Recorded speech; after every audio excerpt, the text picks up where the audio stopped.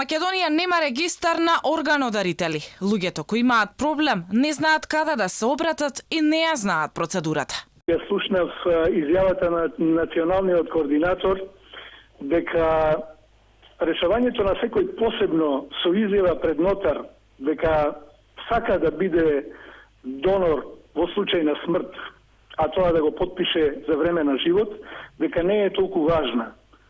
Јас мислам дека е важна и мислам дека многу ќе придонесе да овој процес се убрза.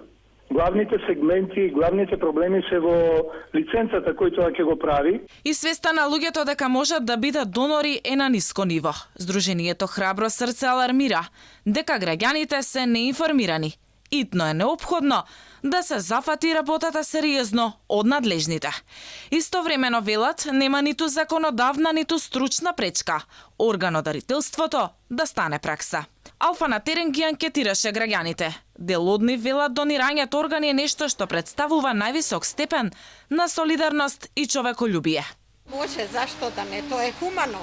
Зашто да ги носи кај му кај што не треба и така ќе умре и така ќе умре, барем некој ќе биде благодарен, поготоа млад човек ако е за жал. Па ако треба да, ако треба да спаси живот нормално. Но имаше и скептици кои не би се осудиле на таков чин. Да, секој може да е донор. Дали вие би го направиле? Не би го направил. Зашто? Заради предрасуди. Па не знам да ви кажам, на вистина. Соесен си. Дали вие би го направиле тоа? Не. Првата трансплантација на срце пред 3 дена го разбуди вниманието кај јавноста. Од Храбро срце подготвуваат иницијатива со која што ќе може постхумно да се донира органи со претходно заверена изјава на нотар. Инаку ваква иницијатива е веќе прифатена во Црна Гора и е на сила од минатата година.